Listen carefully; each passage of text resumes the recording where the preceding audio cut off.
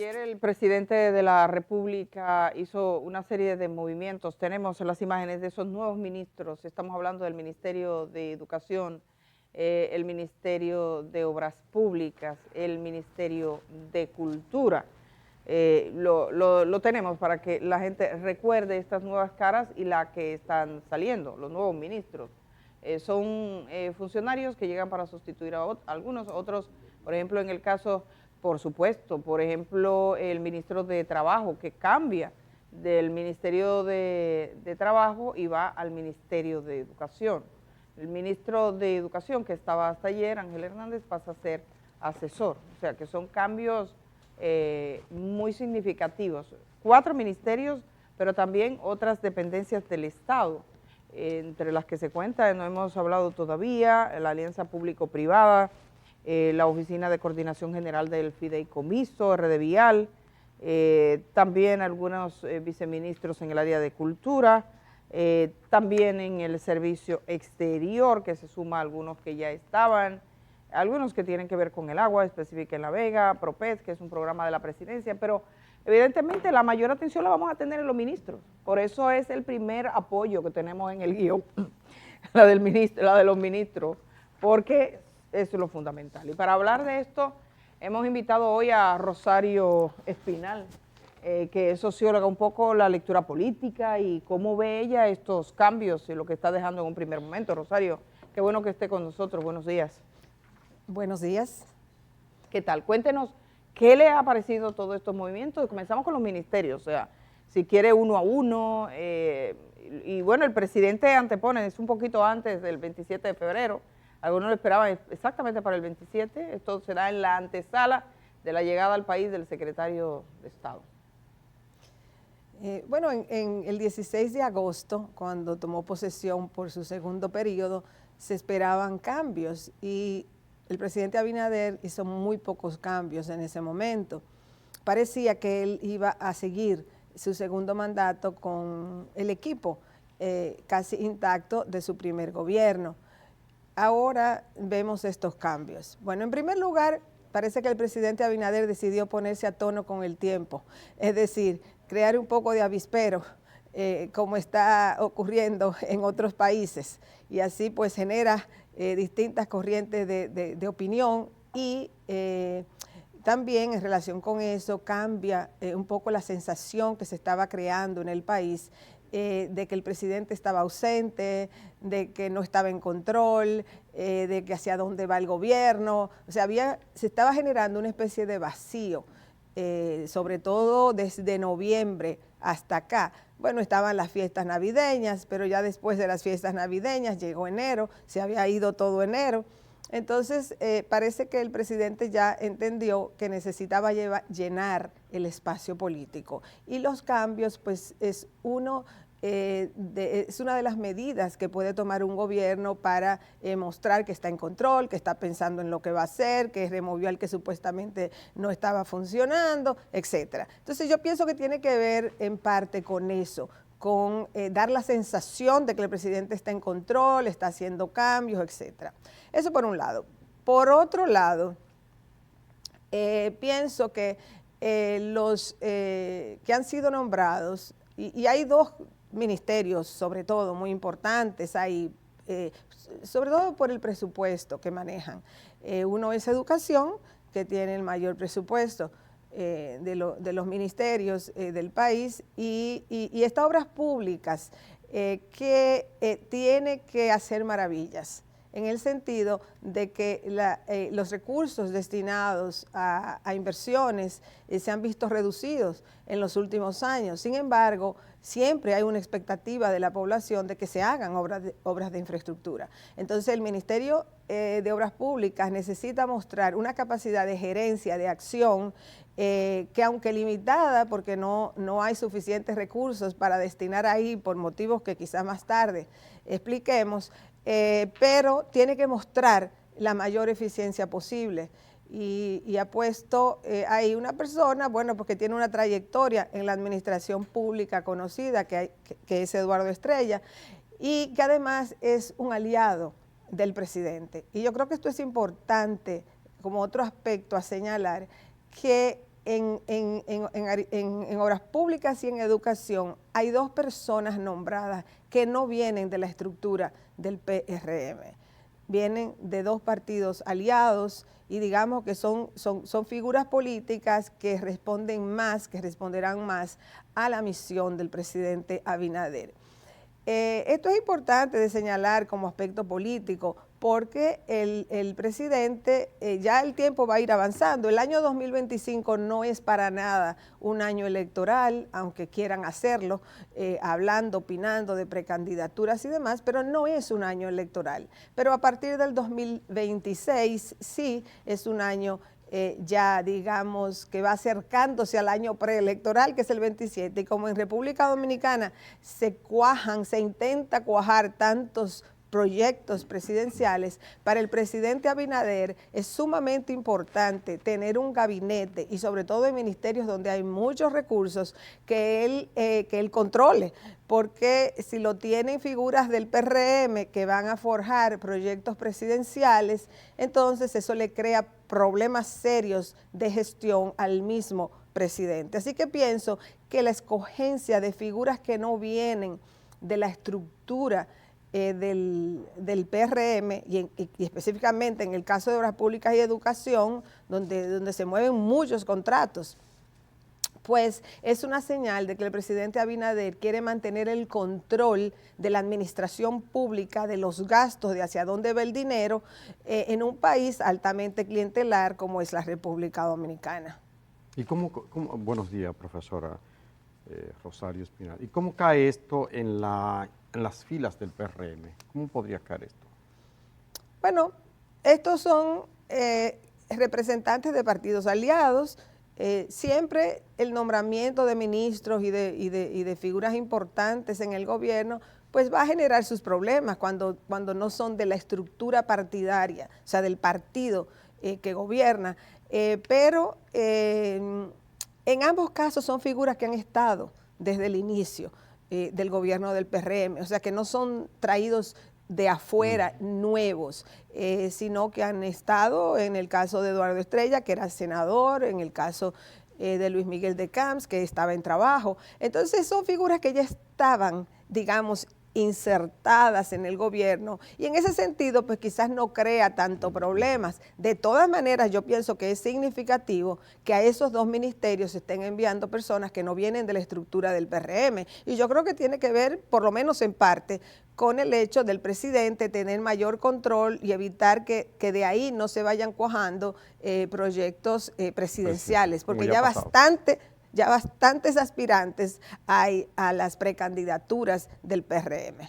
Y en cuanto, por ejemplo, un ministerio como el de Cultura, ¿qué le parece a usted esta designación de Robertico Salcedo, o Roberto Ángel? Como Mira, yo la verdad, yo no tengo ninguna opinión de figuras específicas, ni lo que hacen, ni lo que no hacen, ni lo que van a hacer, yo no sé lo que él va a hacer, no es un ministerio que tiene muchísimos recursos, entonces es un ministerio donde las personas pues lo que van a dejar, o no dejan mucho, o lo que tienen que dejar realmente es un impacto en los programas culturales que hacen. Eso es lo que puede hacer un ministro de Cultura realmente. ¿Qué es lo que ha dejado en términos de lo que es la promoción de la cultura en sus diferentes manifestaciones?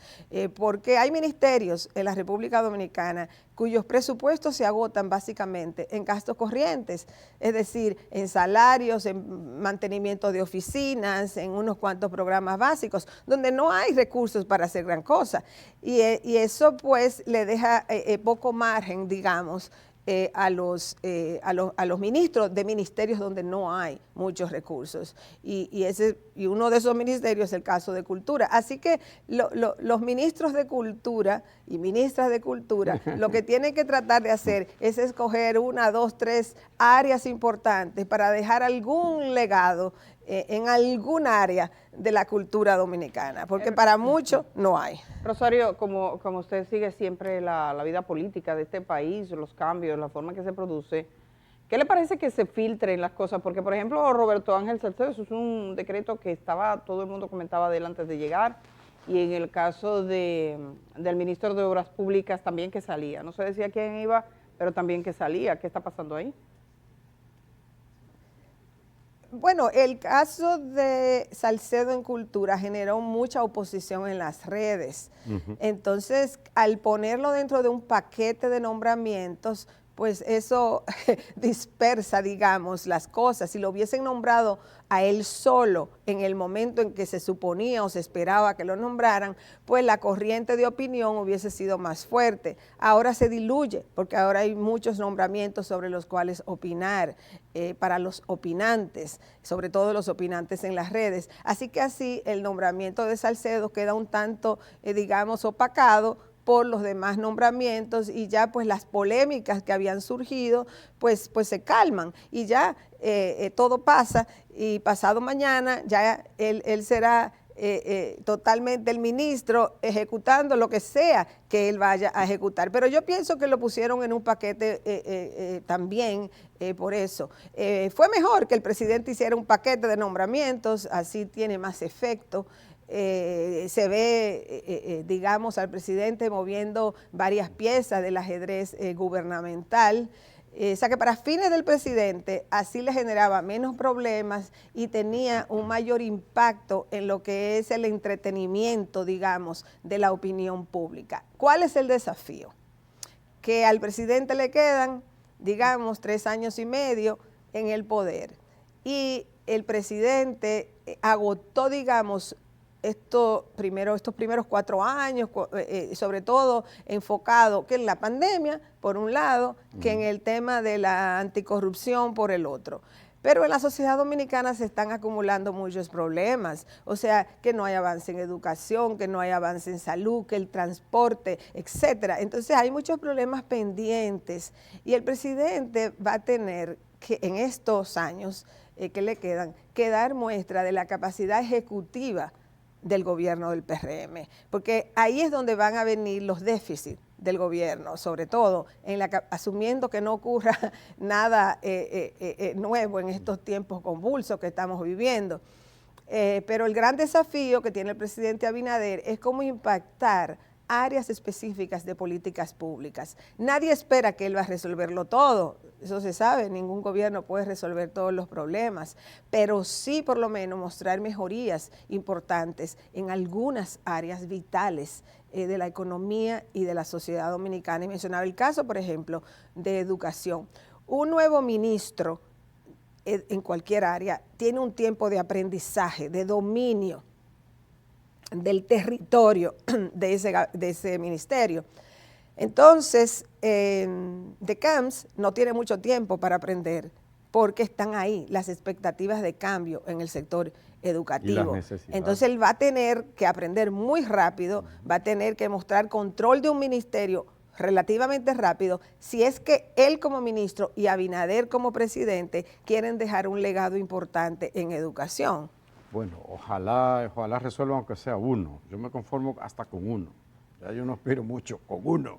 Que resuelva uno de los problemas básicos de este país. Profesora, usted ha sido docente en una importante universidad de los Estados Unidos, de manera que nadie mejor en este momento en la televisión dominicana, digo yo, para analizar el impacto que tiene este terremoto con epicentro en Washington, que ha provocado Donald Trump poniendo aranceles a sus principales socios, dando fuerte y mostrándose más grande de lo que de la cuenta, ¿no? Y amenazando aquí y allá. Nos gustaría saber su visión de esta patada al ajedrez que le ha dado el presidente de Estados Unidos. Sí, el presidente Trump está gobernando con un garrote. Y ese garrote, stick, como dicen en inglés, y lo está haciendo tanto en política exterior como en política interior doméstica de Estados Unidos. Eso tiene la sensación, o genera la sensación que él siempre ha generado, de ser un duro, de ser una persona que no le tiene miedo a nada, Matatán. que hace, y eso tiene su apoyo en la sociedad, indiscutiblemente. Y sobre todo ahora que vivimos en un mundo de la polémica constante y de la agresión constante. Y sobre todo de la agresión verbal. porque la llegada de las redes sociales al mundo ha aumentado el nivel de agresión y las posibilidades que tienen los seres humanos de expresar la agresión públicamente. Antes los seres humanos no tenían tanta posibilidad de expresar la agresión de manera pública porque no habían medios para que cualquier persona lo hiciera. Entonces, como vivimos en estos tiempos, la gente espera, como decía yo en un artículo reciente, la gente quiere ver sangre, la de otros. Sí. Porque no es la suya, nadie quiere ver la suya. La gente quiere ver la sangre del otro, Que de que al dañen otro al otro lo hundan, migrante, no al tuyo. de quién es el enemigo. El Coliseo. Entonces, Trump es un personaje para eso. Y él está utilizando ese garrote, y no en términos simbólicos, o sea, lo está usando en términos reales, en contra de los inmigrantes, en contra de las minorías étnicas, raciales, de minorías de identificación sexual, etcétera. Y lo está usando contra los empleados públicos en Estados Unidos, contra los empleados federales. Por ejemplo, la USAID está a punto de ser desmantelada. Vi que cerraron la página de Indira anoche. Exacto. Cerraron la página de esto. Entonces es una ofensiva tanto doméstica como internacional. En el caso internacional, en este momento, lo que más llama la atención, claro está, son los aranceles. Y lo que llama la atención también es aranceles a países que son vecinos y que son amigos, con los cuales Estados Unidos no tiene grandes problemas, porque negociar medidas migratorias o negociar cómo enfrentar el fentanilo son asuntos que incluso le conviene a México y le conviene a Canadá. O sea que si hubiese una política seria, racional de enfrentar esos problemas, también un país como México se beneficiaría muchísimo de eso. Entonces, pero el asunto no es negociar, porque también yo creo que han malinterpretado las cosas. Mucha gente dice que Trump usa eso para negociar. Lo que pasa es que al final, aunque tú tengas el poder, porque indiscutiblemente Estados Unidos tiene estos países en una situación muy difícil por la dependencia económica. Un país como República Dominicana, por ejemplo, depende casi en todo económicamente de Estados Unidos. Remesas, el 85%. Turismo, 80-85%. Exportaciones, altísimo también. O sea, la economía dominicana es altamente dependiente de la de Estados Unidos. Entonces, si tú tienes un presidente con una postura agresiva de que si tú no haces lo que yo te digo, yo te pongo aranceles, entonces toda la región está en pánico. Pero no solamente toda la región, Europa, que parece va a ser próximo también. O sea, todos los países aliados. O sea, Trump está maltratando precisamente a sus países aliados. Y eso va a tener consecuencias, porque yo creo que eso va a llevar, no es algo que estos países puedan hacer de repente, pero indiscutiblemente eso alerta, digamos, eso es como, mira lo que ocurrió cuando Rusia invadió a Ucrania. Alemania y otros países de Europa Central y del Este dependían muchísimo del gas, de los combustibles rusos, y de repente tuvieron que hacer un giro, que ha sido costosísimo para Europa, pero tuvieron que hacer el giro por la situación que se presentó. Entonces ahora, utilizar el garrote para los amigos, utilizar el garrote incluso para sectores dentro de tu misma población interna, eso es muy riesgoso políticamente, no solamente por el impacto negativo que tienen esas políticas en términos reales de las condiciones de vida de la gente, sino por la confianza. Porque lo que tú haces es generar mucha desconfianza. Pero yo no creo, profesora, que él lo haga por estúpido, ni por imbécil, no, por cretino, no lo hace por eso. ¿Por qué lo hace? ¿Por qué darse, como dice un analista ayer, veía un tiro en el pie? ¿Por qué hacerlo? Bueno, porque hay que entender el proyecto político. No es porque, no porque sí. No es porque es estúpido, o sea, Ah. realmente es porque hay que entender el proyecto político en el que se ha montado y que ha articulado Donald Trump. Primero, es un proyecto político del garrote, es un proyecto político de quién es mi enemigo, pero su base política también lo ve así, quién es mi enemigo. Entonces, esa posición política de definir la vida en función de mi amigo y mi enemigo es central, y es central a todos los populismos. Los populismos en sentido general pueden ser de derecha, de izquierda, de ultraderecha, no importa su colorido ideológico. Los proyectos populistas se fundamentan en la idea de que aquí hay enemigos y aquí hay amigos. Maniqueísmo. Entonces tú tienes que movilizar a tus amigos, a los que te apoyan, vamos a decir, a tu base política de apoyo, tú los movilizas no con ideales generalizados para el bien común, sino a partir de la definición, estos son los enemigos y tenemos que combatirlo. Ese es el hilo conductor del populismo. Ya luego uno tiene que analizar cómo se articula de manera específica en cada país, en cada momento, el populismo. Entonces, como esa es la base del populismo que encarna cualquier líder populista, ustedes pueden revisarlo todos y van a encontrarse con ese hilo conductor. ¿De izquierda o de derecha? Todo, no importa el color ideológico. Sí. Es lo mismo. Todos son así. Van a definir, estos son mis amigos y estos son mis enemigos, pero van a movilizar a sus seguidores en relación con los que ellos definen como sus enemigos. Entonces, Trump encarna eso. Entonces, él tiene constantemente que definir quiénes son sus enemigos y para eso tener también movilizar, digamos, su base de apoyo para identificar los enemigos. Entonces, ¿quiénes son los enemigos en el proyecto político de Donald Trump? Los enemigos son los inmigrantes, sí, porque esos son los otros.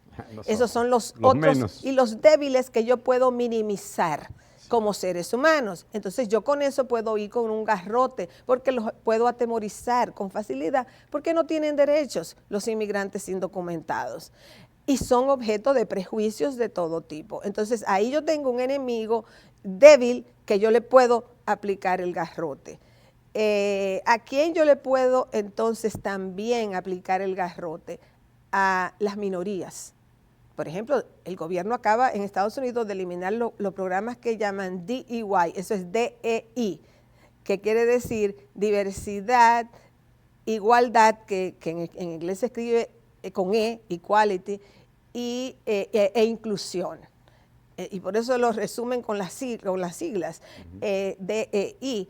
Entonces el gobierno acaba de eliminar todos los llamados programas DEI, que son programas que buscaban, vamos a decir, en una sociedad donde hace unas décadas la inmensa mayoría de los empleados, de los jefes en las empresas, de los funcionarios, era blanca, o sea, donde la población, el dominio de los blancos era tan y tan grande que eso pues llevó a desarrollar los programas estos de EI.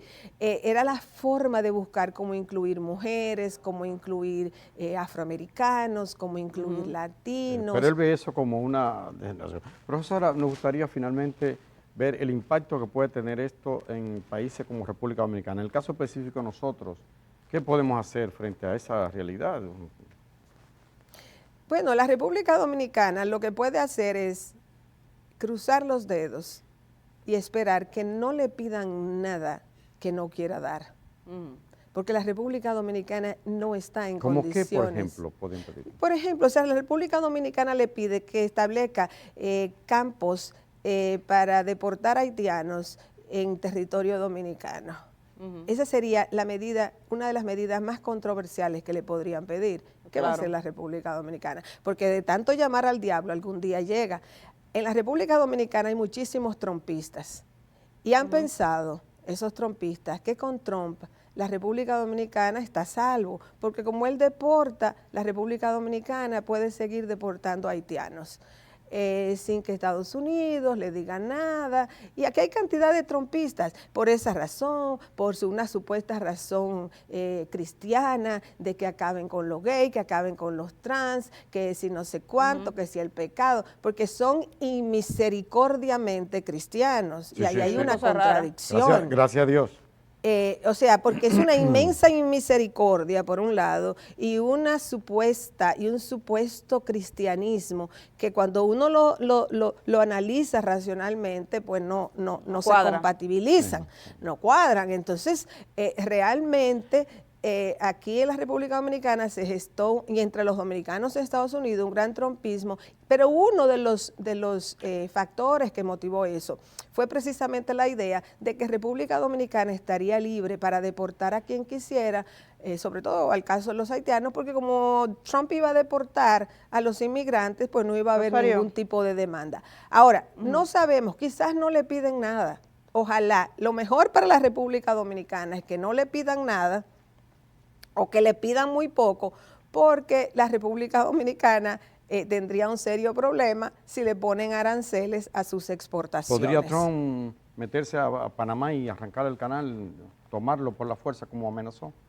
Bueno, es que, o sea, militarmente tiene la fuerza, indiscutiblemente que militarmente tiene la fuerza. Ahora, ¿es eso adecuado? ¿Cuál es el costo-beneficio de utilizar la fuerza?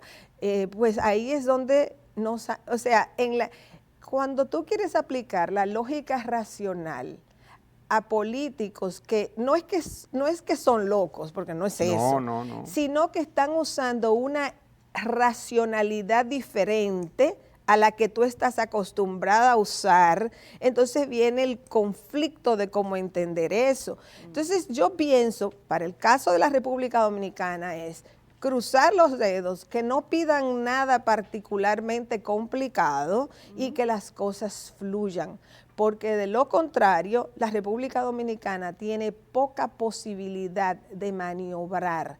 Y lo estamos viendo que Canadá, un país grande, México, un país grande, están en vilo ahora mismo. Y la Unión Europea, a quien no le ha llegado el turno todavía, está en vilo. Ya le Entonces, digo. si todos esos países grandes están en vilo, imagínense lo que es un país pequeño como la República Dominicana. Rosario, muchas gracias por estar esta mañana aquí con nosotros, por madrugar con el día. Gracias, profe. Le agradecemos mucho. Rosario publica sus artículos habitualmente en las páginas del periódico Hoy. Ahí están disponibles. Gracias a Rosario Espinal, socióloga, por estar esta mañana. Vamos a ir a la pausa. Cuando regresemos de la pausa vamos a estar con el presidente del CODIA. Recientemente aquí se caía una estructura en La Romana, pero ha pasado en otros sitios, sin que exista terremoto. Imagínense ustedes cómo se está construyendo eso, con que lo pegan con harina de trigo será. Vamos a preguntarle al ingeniero Carlos Mendoza a ver cómo lo ha evaluado el CODIA. Regresamos de una vez.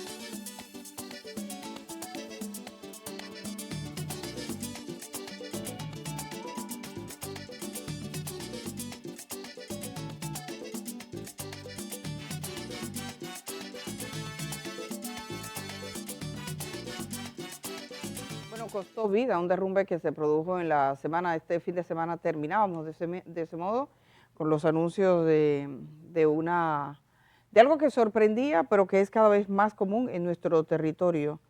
Y algunas personas murieron, algunos resultaron heridos, habían quedado personas atrapadas, hasta allá incluso fue el presidente del CUDIA. ¿Qué está pasando en nuestra construcción? ¿Qué pasó en esta y qué ha pasado en las demás? Tenemos al ingeniero Carlos Mendoza, presidente del CODIA. Indira está con él en la mesa. Muy buenos días, ingeniero. ¿Qué tal? ¿Cómo le amanece? Gracias por estar acá. Bien, gracias. Buenos días, Edith Febles. Buenos días, Indira. Antes que nada, quiero agradecerte la distinción y la cortesía que has tenido de invitarnos aquí a compartir contigo en esta mañana esta tragedia que recientemente ha ocurrido en la provincia de La Romana.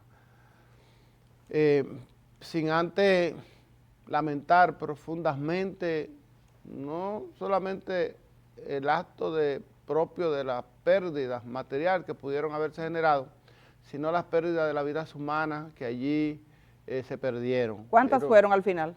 Según el informe preliminar que tenemos, murieron 3 personas y hay 2, uno todavía me dicen que está hospitalizado, pero ya el otro fue curado y despachado. Así que desde aquí mi condolencia a los familiares de las personas fallecidas.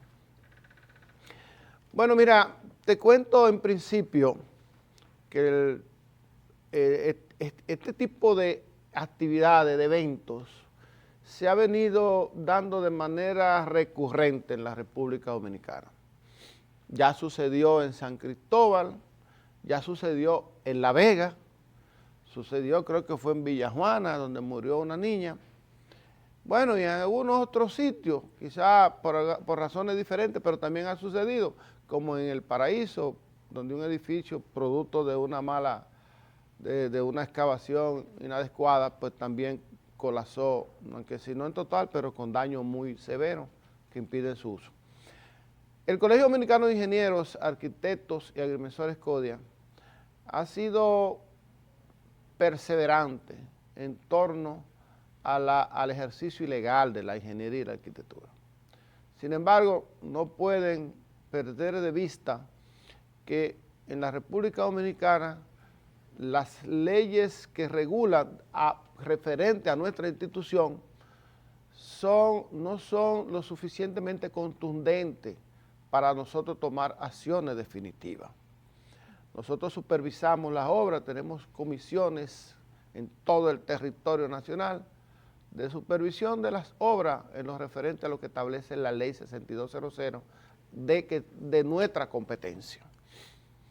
En ese orden, nosotros tenemos inspectores que visitan los proyectos, notifican, verifican en principio la legalidad o no de la obra en lo referente a los profesionales que la ejecutan.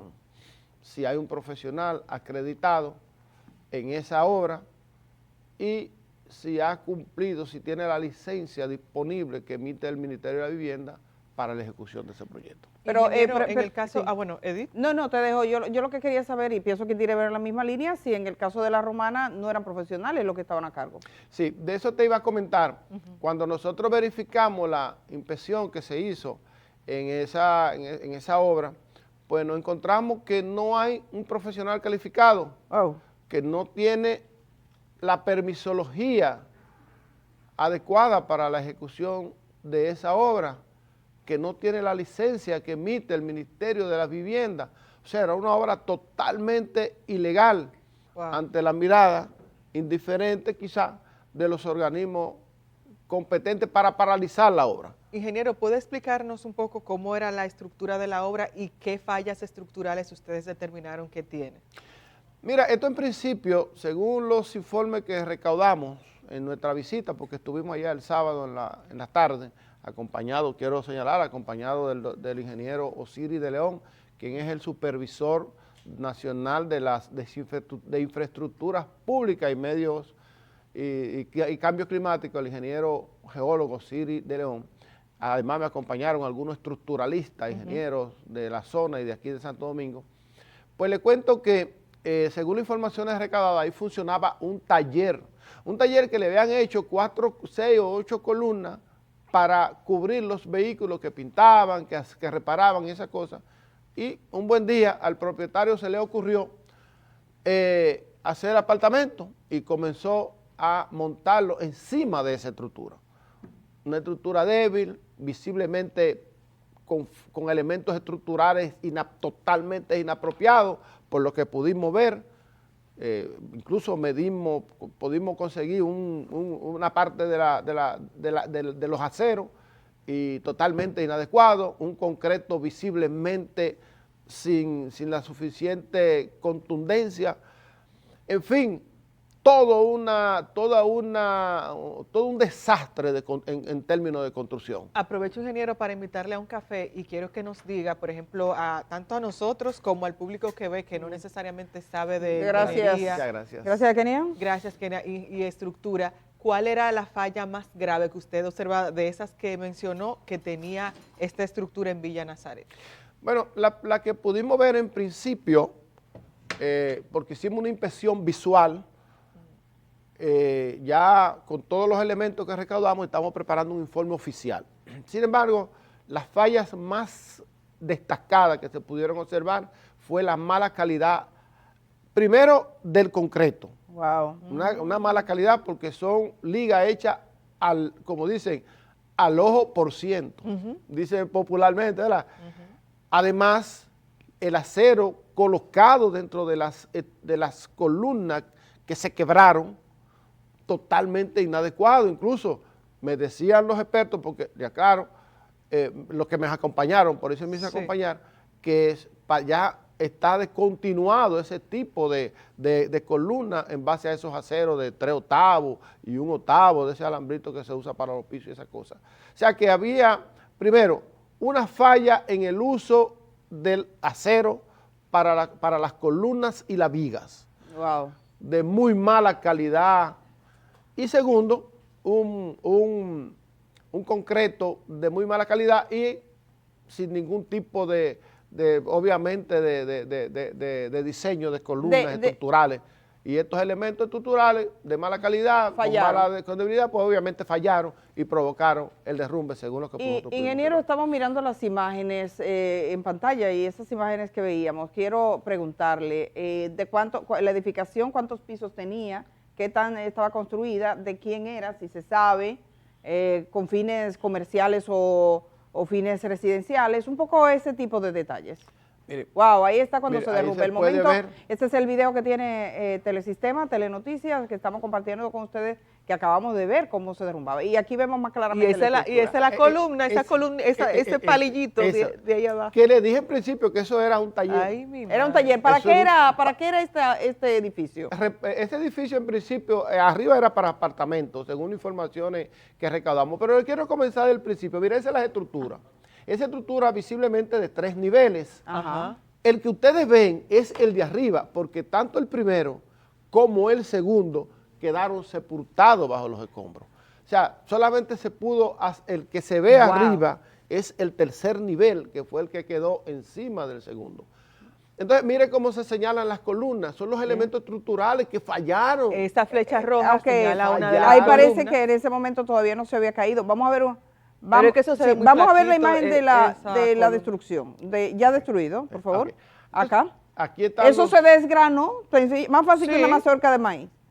Se desgranó, eso es desgranado totalmente. Ahí no se ve una, ¿cómo se dice? Las varillas. Sí, se pueden observar. Nosotros estuvimos exactamente en esa zona y pudimos observar las columnas. Mire, ahí se ve una de las vigas. ¿Usted la ve? Ahí hay una viga Partida. totalmente quebrada. Sí. Ahí se pudo observar. Son vigas hechas con acero de 3/8.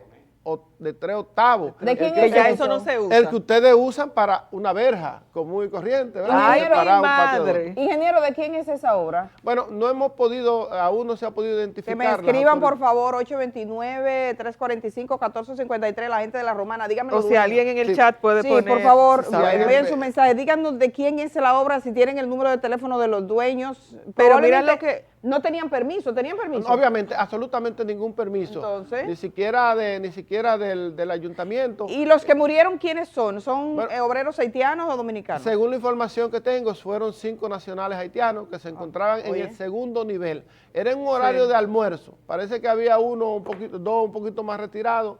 Todo el personal era haitiano. Esa es la información que pudimos recaudar de los organismos. Generalmente correspondientes. contratan personas haitianas que le pagan menos, obviamente, sin ningún tipo de seguridad. Esa gente hoy no tiene un seguro de vida para riesgos laborales. Ahí no hay riesgos laborales. Hablando ingeniero. de nuevo Díganos Ministerio de eso. Trabajo. El presidente ha hablado de automatizar los procesos de construcción, automatizarlo. Y mira, Con ahí inteligencia tenemos, artificial. ajá, con todo eso. Y mira lo que tenemos, que ni siquiera mano a mano. Ese trato, y quiero preguntar, solo es como un paréntesis, el tema de los haitianos en la construcción. Ahí habían 5 obreros haitianos, murieron 3.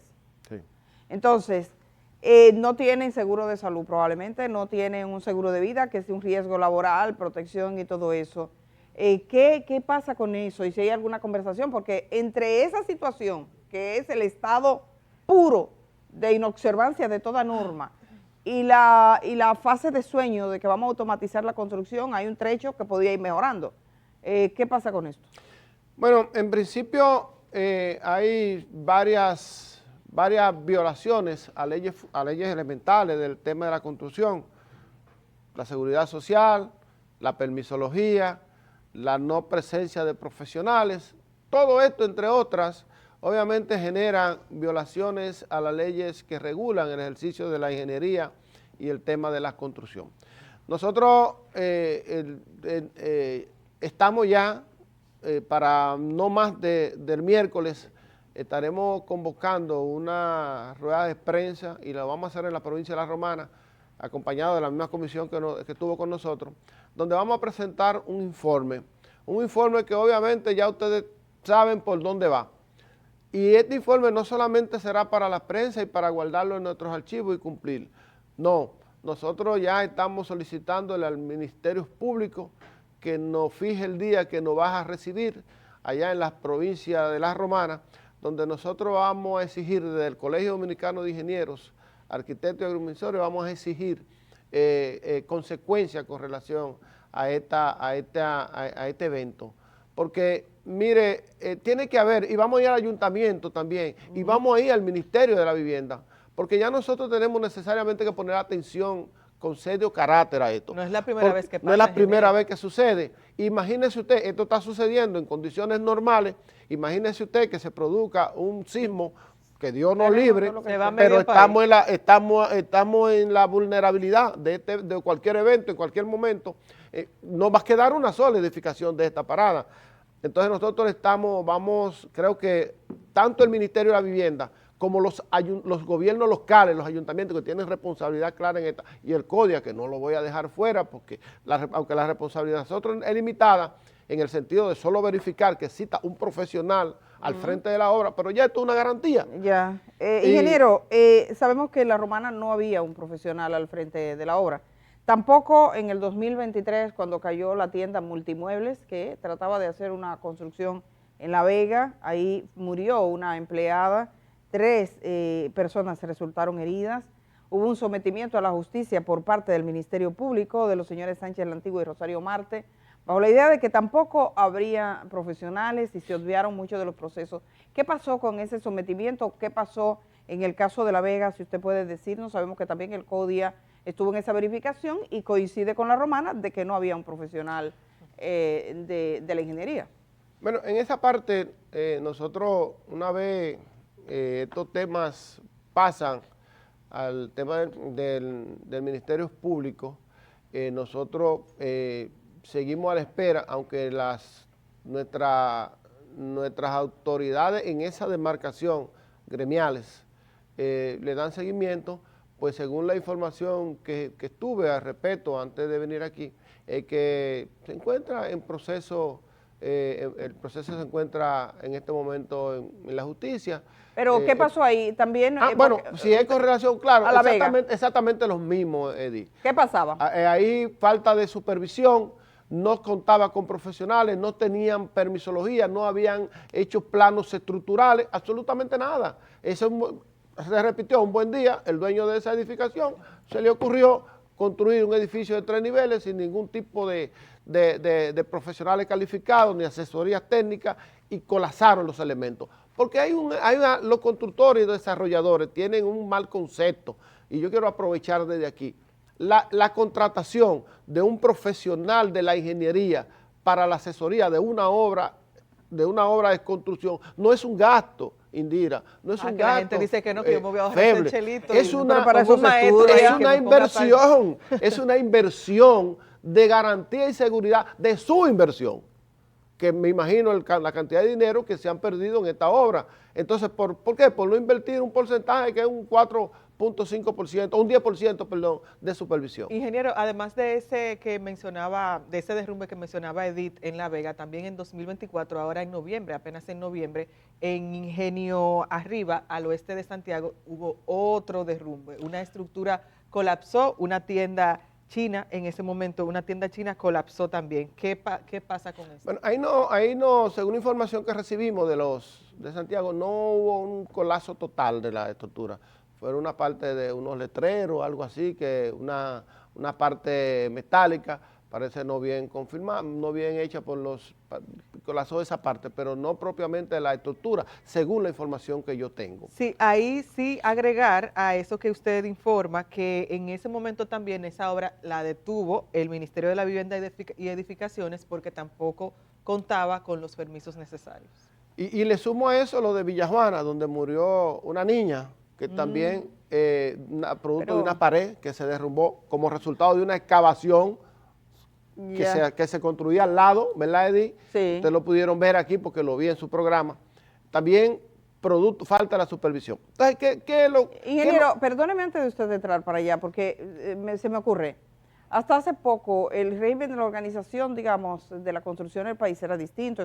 Hoy soy el que desapareció. Las actividades, por ejemplo, de construcción ahora le toca al Ministerio de la Vivienda. Uno asumiría que, tomando en cuenta que el Ministerio de la Vivienda está concentrado, el MIBET, justo en esto, las reglas serían más llevaderas, tiene una especificación, ya no hay que ir a obras públicas. ¿Cómo usted ve la respuesta del Ministerio de la Vivienda de las normas, de la supervisión, que parece es lo que está fallando también? Y yo tengo, a propósito de la supervisión, muchas preguntas aquí de mucha gente que nos está mandando al 829-345-1453. Se lo daré a conocer después que usted me comente sobre esto. Esa relación de la entrada del MIBET ahora y de las reglas y las normas, ¿por qué no se está sintiendo ese impacto? Obviamente que la entrada del Ministerio de la Vivienda, creo que fue en el 2021, como resultado de la separación, porque el MIBET viene de obras públicas. Exacto. Se separó para solamente dedicarle a las edificaciones públicas y privadas. Bueno, miren, ha mejorado, obviamente que la supervisión ha mejorado, pero también ha aumentado el desarrollo inmobiliario del país. O sea, ha habido una mejoría en cuanto a la creación de este nuevo ministerio y sus estructuras de supervisión y regularización, pero también ha habido un aumento por encima de lo normal en relación al tema de las edificaciones y las construcciones, no solamente en el sector público, sino en el sector privado, ahora con el tema de los fideicomisos. Yo creo que, y esto en la oportunidad que he tenido, se lo he manifestado al ministro del MIBET, el querido amigo Carlito Bonilla, de que hay que aumentar el tema de las supervisiones. Hace un año aproximadamente, ustedes pudieron ver que se certificaron unos 69 supervisores eternos para poder cubrir el territorio nacional. Pero aún no es suficiente, y ustedes lo pudieron ver, incluso el mismo presidente, el presidente lo recibió y lo juramentó como supervisores eternos.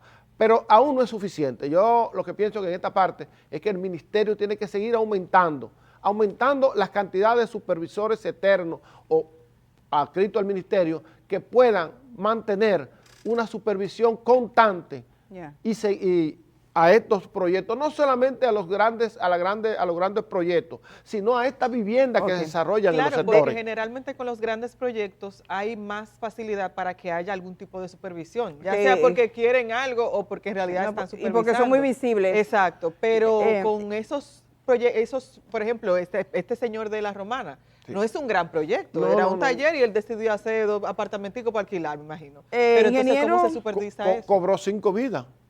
Sí, no, terrible. Bueno, 3 3. y uno y 3, dos sí, están perdón, gravemente. tres. cobró 3 vidas. Que debería estar sometido a la justicia, pagarlo hasta con la última cuchara. Lo que pasa es que esos haitianos no tienen familia que pueda reclamar, probablemente indocumentados. Si fuera una cosa, te hacen una demanda organizada a la gente que le puso a trabajar sin seguridad. A mí me decía una jueza una vez, una jueza laboral, lo más riesgoso que le puede pasar a un empresario es tener a una persona trabajando sin tenerle un seguro. Si tienen un seguro sería de libros. Sería de libros. Si esas 3 personas que murieron ahí estaban en la seguridad social, sería de libros. Eso más probablemente que no. Bueno. Y eso se lo digo, ojalá tuviese alguna familia aquí porque el consulado y la gente que representa eso no actúa, pudieran demandarles y le demandan por el ámbito laboral y tienen que pagar hasta con la última cuchara que tenga en su casa. Mira, ingeniero, voy a decirle primero, Indira, yo no sé si tú te recuerdas, yo no sé si el ingeniero conoce, un niño que se hizo viral en las redes sociales que decía, no me llamen, escríbanme sí. por WhatsApp. Sí, sí. A la mamá, que no lo llame. Mi hijo me dijo eso una vez, no me llamen, escriben por WhatsApp, que eso se escucha lejos. No me llamen, escriben por WhatsApp. Bueno, a la gente no me llamen, porque yo tengo la flota Que aquí. que A la flota, yo tengo la flota y resulta que no sé dónde bajar la flota esta. Entonces estoy tratando y el teléfono. en el YouTube piden el número de la flota. Me tiene, tengo la flota, 829-345-1453, es para que escriban, no llamen, no me llamen como el muchachito. Mire, ingeniero, aquí tengo varios comentarios, se lo voy a leer todo porque si la gente hace el esfuerzo, es bueno que nosotros Sí, le digamos. claro que sí. Dice No, este claro. señor, viendo esto del edificio caído en la Romana, me preocupa una construcción en la calle Respaldo, Hermanas Mirabal, tome nota, en Sabana Perdida. Eso era de una planta y ya va por 6 plantas con las mismas columnas que existían. Anótelo, que eso será el próximo edificio, que se lo diga usted. Sabana Perdida. Te pido por favor que me lo reenvíe. Perfecto, si me da más detalle el señor que me escribió, por favor, pues se lo vamos a reenviar todo al ingeniero.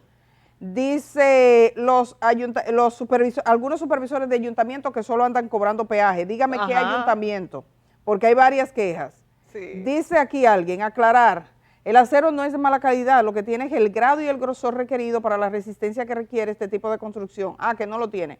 Norberto Sosa desde Santiago me dicen que la cantidad de acero, que el acero que tenía probablemente fuera bueno, pero no era para eso, ingeniero. Sí, Es sí. una observación. Dice ingeniero, ¿a dónde pueden irse a quejar? Parece que esta persona tiene muchos años, dice.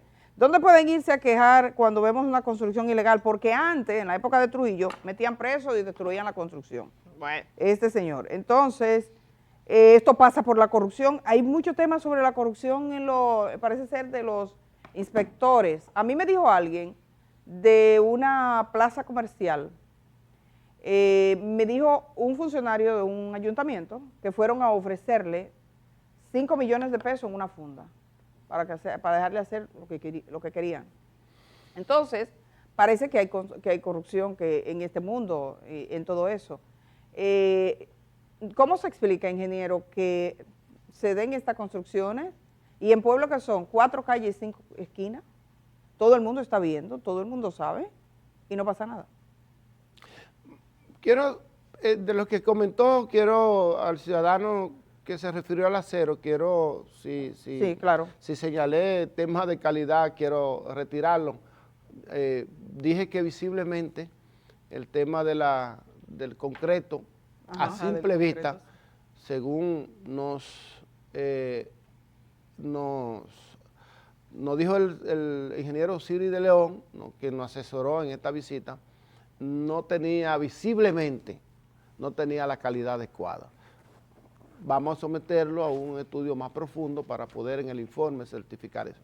En cuanto al acero, lo que referíamos era el tema del nivel que demandaba una estructura de esta manera, no solamente en su columna, sino en sus vigas. ¿Y dónde quejarse, ingeniero? A eso era que nos referíamos, porque Ok, pudimos queda claro, ver. queda claro.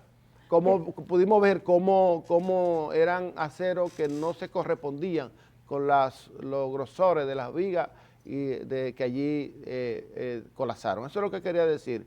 Y le pido disculpas si dije algo diferente. No tiene que disculparse. Porque Entonces, en ese orden, mire, obviamente la responsabilidad de un proyecto en primera fase descansa sobre el Ministerio de Vivienda. Okay. Porque son varios elementos, instituciones que actúan en esa dirección. Un ciudadano al momento de desarrollar cualquier tipo de obra, pues lo primero que tiene que dirigirse con todos sus planos y todas sus especificaciones, su permisología, a depositar en el Ministerio de la Vivienda, que ya tiene una ventanilla única. Hemos avanzado en eso, ya está funcionando, quizás no da capacidad, pero se ha reducido el tema de los trámites. Una vez el Ministerio de Vivienda verificado todo, emite la licencia, entonces le corresponde al territorio, al gobierno local, asegurarse de que se cumpla con el tema básicamente de los linderos y de uso de suelo, y en algunas provincias el tema de territorial, de ordenamiento territorial. Y darle seguimiento. Los supervisores del ministerio tienen que darle seguimiento desde la fundación hasta el completivo de las obras gris, y eso de toda aplica, la estructura. Y eso aplica, ingeniero, si yo, por ejemplo, tengo una casa y quiero hacerle arriba otro nivel, Claro, también yo tengo que hacer eso. Igual que sí, porque usted tiene que demostrar, salvo que no lo haya demostrado en la primera fase, tiene que demostrarlo entonces en la segunda, si necesariamente necesita reforzamiento o no. Entonces, ingeniero, aquí le están reportando, este señor, yo lo voy a pasar, yo debo decir, es claro. una constructora que suena bastante, no voy a decir porque no tengo los elementos, pero son los vecinos que me están diciendo lo siguiente: están construyendo un proyecto, esto es Santo Domingo Norte, encima de lagunas. Ellos conocen el sector y saben que ahí lo que hay es laguna, rellenando con tierra. Eso es una práctica jodona, ¿verdad? Sí, eso se da. Que amerita una urgente supervisión. Entonces después el tercer agente es el Colegio de Ingenieros.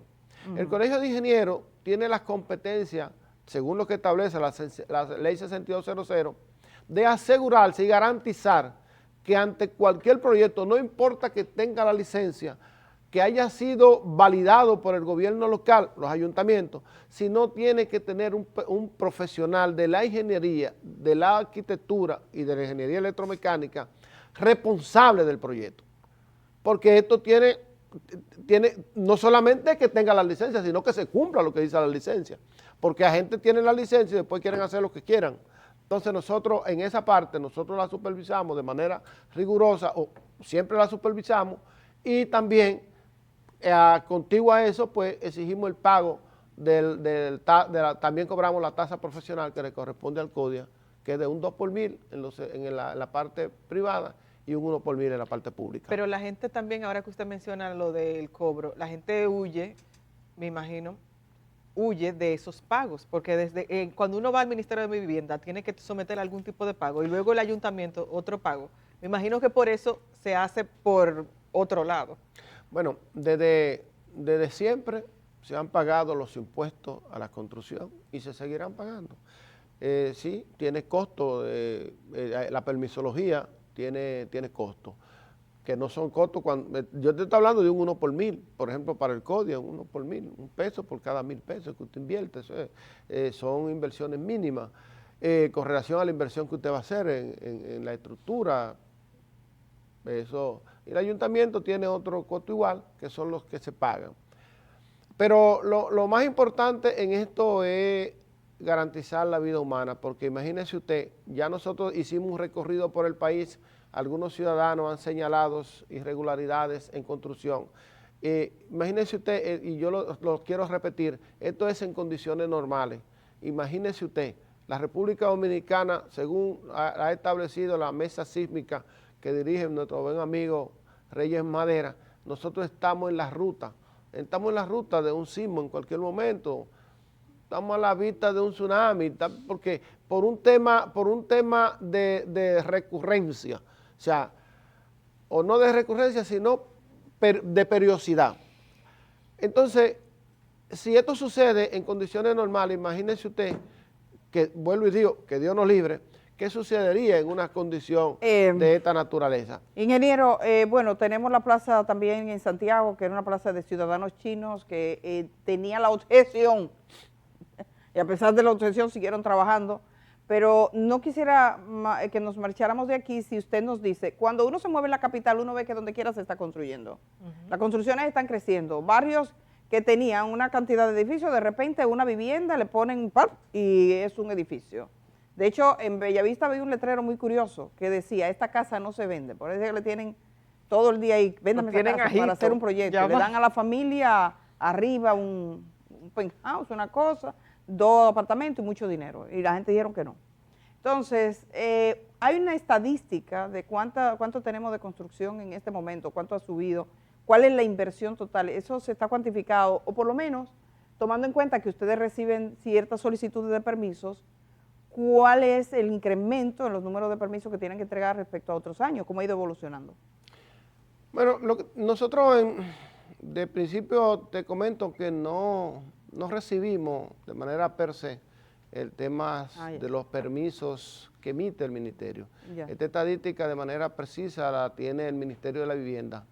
Pero sí te comento que el crecimiento por los reportes que nos llegan de obras que son levantadas por nuestros inspectores e inspeccionadas, son de manera creciente, cada día va creciendo, más aún, como decía hace un momento, por el tema que hay, la modalidad ahora de la inversión público-privada, esto ha crecido de manera sustancial, pero en términos cuantitativos, en el colegio no tenemos ni llevamos esa estadística. Bueno, ingeniero, muchas gracias. Hay muchas preguntas para usted acá. Yo debo decirle, y le estoy preguntando a la gente, hay denuncias que son muy delicadas.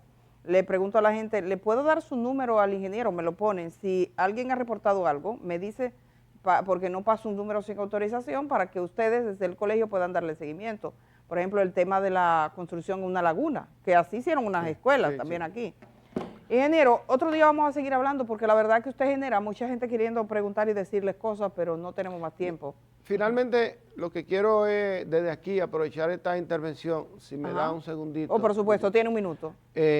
Para hacerle un llamado a las instituciones que estamos comprometidos con la seguridad ciudadana en este marco de la construcción. Yo no sé, todos los que estamos aquí en este canal, estamos en cualquier momento expuestos a una situación como la que pasó en La Romana, porque visitamos plazas, visitamos locales, visitamos instituciones. ¿Andamos en la calle? Estamos en la calle, estamos expuestos. Ahora le corresponde al Ministerio de la Vivienda, a los gobiernos locales, al Colegio de Ingenieros y al Ministerio Público detenernos y ponerle atención a esto, para que cosas como esta no se repitan. Yo aún ya voy a instruir a todas nuestras delegaciones y regionales a que tienen que hacer un levantamiento de manera urgente para ver este tipo de construcciones. Y poner una línea abierta que la gente lo ve. Mire, la gente que no es ingeniera lo ve el destino. Una línea que le pongan, usted reporte. Sí. Y que la gente pueda reportar o algo. Yo creo que... Vamos a tomar en cuenta tu sugerencia. Gracias. La gente que lo está pidiendo. Gracias a usted. Gracias. Gracias a usted. El ingeniero Carlos Mendoza es el presidente del CODI en República Dominicana. Muchas gracias por estar esta mañana. Gracias a Campuzano que le acompañó este día. Periodista, hemos cubierto, trabajamos duro en el área de justicia. Nos vamos a la pausa y estamos regresando de una vez.